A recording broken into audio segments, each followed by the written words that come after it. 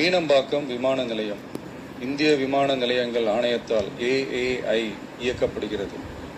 தற்போது இந்த விமான நிலையம் ஆண்டுக்கு 30 மில்லியன் பயணிகளை கையாளும் திறன் கொண்டதாக உள்ளது.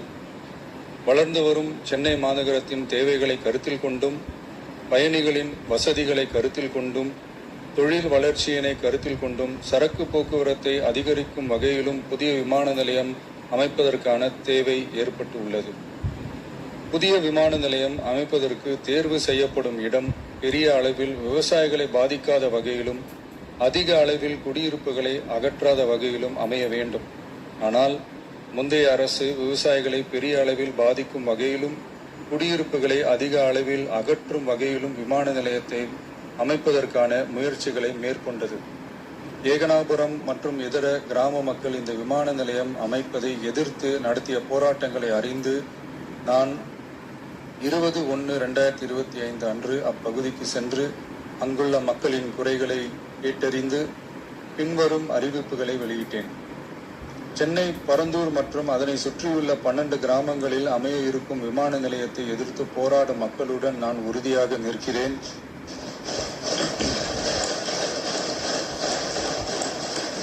நீண்ட நாட்களுக்கு மேலாக இந்த திட்டத்திற்கு எதிராக போராடி வரும் விவசாயிகளுக்கு எனது ஆதரவை தெரிவித்துக் கொள்கிறேன். விவசாயிகளே நாட்டின் முதுகெலும்பு. இந்த விவசாய நிலங்களை பாதுகாக்க இந்த மக்கள் போராடி வருகிறார்கள்.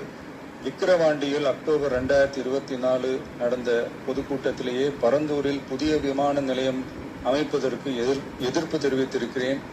தொழில் வளர்ச்சி மற்றும் அதற்கான விமான நிலையங்களின் பங்கு பற்றி நான் நன்கு அறிவேன்.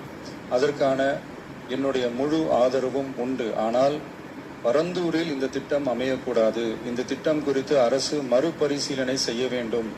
குறைவான விவசாய நிலங்கள் பாதிக்கப்படும் வகையிலும், மக்களின் வாழ்வாதாரம் பாதிக்காத வகையிலும் மாற்று இடத்தை தேர்வு செய்ய வேண்டும் என தெரிவித்திருந்தேன்.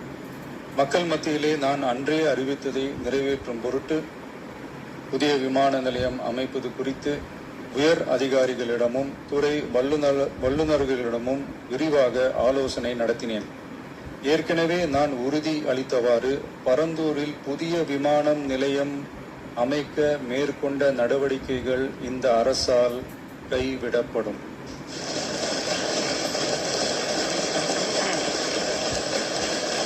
மற்றும் கல்வியாளர்கள் ஆகியோர்களிடம் கலந்தாலோசித்து விவசாய நிலங்கள் மற்றும் குடியிருப்புகளுக்கு பெரிய அளவில் பாதிப்பு ஏற்படாதவாறு புதிய விமான நிலையம் அமைப்பதற்கான பொருத்தமான சில மாற்று இடங்கள் தேர்வு செய்யப்பட்டுள்ளன. அவ்விடங்களில் தொழில்நுட்ப ரீதியான சாத்தியக்கூறுகளை சம்பந்தப்பட்ட துறைகள் மூலம் விரிவான ஆய்வு மேற்கொண்டு புதிய விமான நிலையத்திற்கான இடம் விரைவில் இறுதி செய்யப்படும்.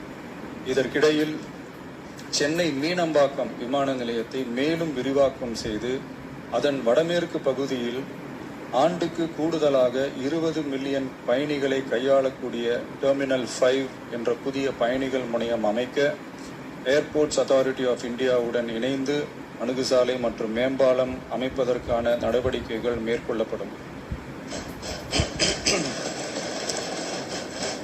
சென்னை மீனம்பாக்கம் விமான நிலையத்தில் தற்போது நடைபெற்று வரும் டெர்மினல் 3 பயணிகள் முனையம் கட்டுமான பணிகள் முடிவுற்ற பின் ஆண்டுக்கு 35 மில்லியன் பயணிகளை கையாளக்கூடியதாக இருக்கும். மேலும் புதிய டெர்மினல் 5 பயணிகள் முனையம் செயலாக்கத்திற்கு பிறகு ஆண்டுக்கு மொத்தம் 55 மில்லியன் பயணிகளை கையாளக்கூடியதாக இவ்விமான நிலையம் இருக்கும். இதன் மூலம் சென்னை விமான நிலையத்தின் சேவைகள் மேம்படுத்தப்படுவதோடு பயணிகளின் போக்குவரத்து தேவை புதிய விமான நிலையம் அமைக்கப்படும் வரை பூர்த்தி செய்யப்படும்.